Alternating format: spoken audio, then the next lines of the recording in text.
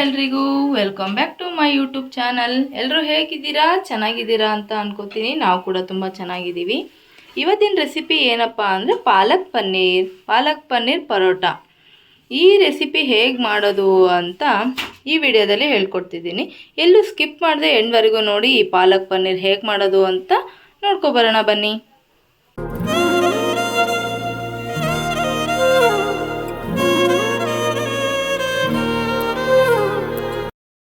ಪಾಲಕ್ ಪನ್ನೀರ್ ಆಗಿರೋದ್ರಿಂದ ಪಾಲಕ್ ಸೊಪ್ಪನ್ನ ಒಂದು 5 ನಿಮಿಷ ನೀರಲ್ಲಿ ಬೇಯಿಸ್ಕೊಂಡ್ರೆ ಸಾಕು.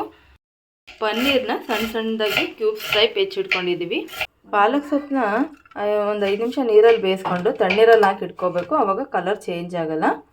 ತಣ್ಣೀರಲ್ಲಿ ಹಾಕ್ಕೊಂಡಿರೋಂಥ ಪಾಲಕ್ನ ರುಬ್ಬಕ್ಕೆ ಇವಾಗ ಪಾಲಕ್ಕು, ಹಸಿಮೆಣಸಿನ್ಕಾಯಿ, ಗೋಡಂಬಿನ ಒಂದು 5 ನಿಮಿಷ ನೀರಲ್ಲಿ ನೆನೆಸಿಟ್ಕೋಬೇಕು. ಶುಂಠಿ, ಬೆಳ್ಳುಳ್ಳಿ ಮತ್ತು ಮೆಣಸಿನಕಾಳು ಇದಿಷ್ಟನ್ನು ರುಬ್ಬೇಕು. ಇವಾಗ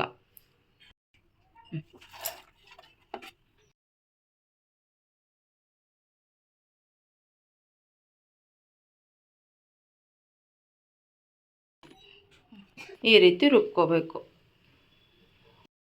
ಚಕ್ಕೆ, ಲವಂಗ, ಏಲಕ್ಕಿ, ಚಕ್ರಮೊಗ್ಗು, ಟೊಮೊಟೊ, ಈರುಳ್ಳಿ, ಒಂದು 2 ಈರುಳ್ಳಿ, ಇದು ಒಗ್ಗರಣೆಗೆ. ಈಗ ಪನ್ನೀರ್ ಫ್ರೈ ಮಾಡೋಕ್ಕೆ ಒಂದು 2 ಸ್ಪೂನ್ ಎಣ್ಣೆ, ಏಕೆಂದರೆ ಪನ್ನೀರ್ ಹೊರಗಡೆಯಿಂದ ತಂದಿದ್ದೀವಲ್ಲ ಅದಕ್ಕೋಸ್ಕರ.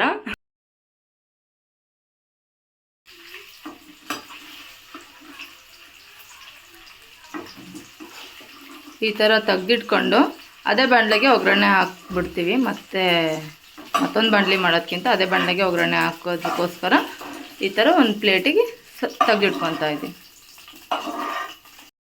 ಬಾಣಲಿಗೆ 2 ಸ್ಪೂನ್ ಎಣ್ಣೆ ಹಾಕ್ಕೊಂಡು ಚಕ್ಕೆ, ಲವಂಗ, ಏಲಕ್ಕಿ, ಈರುಳ್ಳಿನ ಚೆನ್ನಾಗಿ ಎಣ್ಣೆಗೆ ಸ್ವಲ್ಪ ಬಾಡಿಸ್ಕೋಬೇಕು.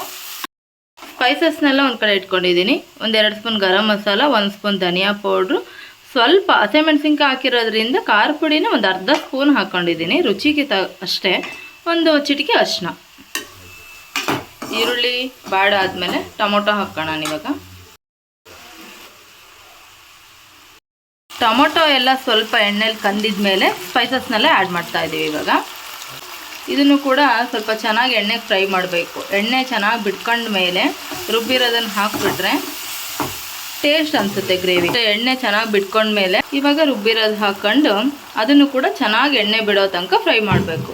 ಈ ಗೋಡಂಬಿ ಹಾಕಿದ್ವಲ್ಲ, ಗೋಡಂಬಿ ಯಾಕೆ ಹಾಕಿದ್ವಿ ಅಂದರೆ ಫ್ರೆಶ್ ಕ್ರೀಮ್ ನಾವು ಯೂಸ್ ಮಾಡ್ತಾ ಇಲ್ಲ. ಅದಕ್ಕೋಸ್ಕರ ಗೋಡಂಬಿನ ಒಂದು 5 ನಿಮಿಷ ನೆನೆ ಇಟ್ಟು ಹಾಕಿ ರುಬ್ಬಿದ್ದೀವಿ.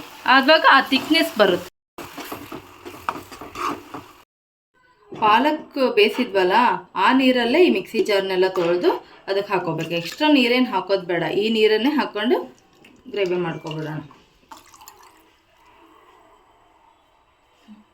ಇದು ಇವಾಗ ಹಸಿ ಸ್ಮೆಲ್ ಹೋಗೋವರೆಗೂ ಚೆನ್ನಾಗಿ ಎಣ್ಣೆಯಲ್ಲಿ ಫ್ರೈ ಮಾಡ್ಕೋಬೇಕು. ಆ ಎಣ್ಣೆ ಬಿಡ್ಕೊಳ್ಳುತ್ತೆ, ಆವಾಗ ಗೊತ್ತಾಗುತ್ತೆ ಗ್ರೇವಿ ಆಗಿದೆ. ಲಾಸ್ಟಿಗೆ ಉಪ್ಪು ಆ್ಯಡ್ ಮಾಡಿಕೊಂಡು ಎಣ್ಣೆ ಬಿಟ್ಕೊಳಕ್ಕೆ ಬಿಡೋಣ. ಇವಾಗ ನೋಡಿ, ನಿಮಗೆ ಎಷ್ಟು ರುಚಿಗೆ ತಕ್ಕಷ್ಟು ಉಪ್ಪು ಹಾಕ್ಕೊಳ್ಳಿ. ಇಷ್ಟು ಎಣ್ಣೆ ಬಿಟ್ಕೊಂಡಿದೆ. ಇವಾಗ ನಾವು ಏನು ಪನ್ನೀರ್ ಫ್ರೈ ಮಾಡಿ ಇಟ್ಕೊಂಡಿದ್ವಲ್ಲ ಅದನ್ನು ಆ್ಯಡ್ ಮಾಡಿಕೊಂಡು ಒಂದು 5 ನಿಮಿಷ ಬೇಯಿಸ್ಕೊಂಬಿಟ್ರೆ ಆಗೋಯ್ತು. ಲಾಸ್ಟ್ ಕಸ್ತೂರಿ ಮೇಥಿ ಆ್ಯಡ್ ಮಾಡಿಕೊಂಡು ಒಂದು 2 ನಿಮಿಷ ಬೇಯಿಸ್ಕೊಂಬಿಟ್ರೆ ಪಾಲಕ್ ಪನ್ನೀರ್ ರೆಡಿ ಆಯಿತು. ನಾವಿವತ್ತು ಪಾಲಕ್ ಪನ್ನೀರ್ ಯಾಕೆ ಮಾಡಿದ್ವಿ ಅಂದರೆ ನಮ್ಮ ತಂಗಿ ಬೆಂಗಳೂರಿಂದ ಬಂದಿದ್ಲು. ಅವಳಿಗೆ ಪನ್ನೀರ್ ಅಂದರೆ ತುಂಬ ಇಷ್ಟ. ಹಂಗಾಗಿ ನಾವು ಪನ್ನೀರ್ ಅವಳಿಗೋಸ್ಕರನೇ ಇವತ್ತು ಪಾಲಕ್ ಪನ್ನೀರ್ ಪರೋಟ ಮಾಡಿದ್ವಿ ಮನೇಲಿ.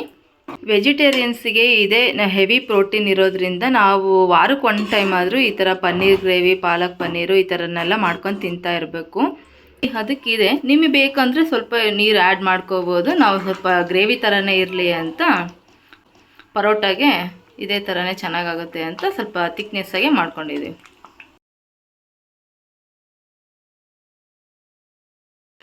ಪಾಲಕ್ ಪನ್ನೀರ್ ಪರೋಟ ರೆಡಿ ಆಯಿತು.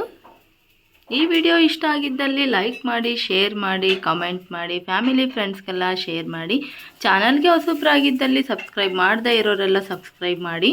ಮತ್ತೊಂದು ಹೊಸ ರೆಸಿಪಿ ಜೊತೆ ನಾನು ನಿಮ್ಮ ಮುಂದೆ ಸಿಗ್ತೀನಿ ಅಂತ ಹೇಳ್ತಾ, ಅಂಟಿಲ್ ದೆನ್ ಟೇಕ್ ಕೇರ್, ಬಾಯ್.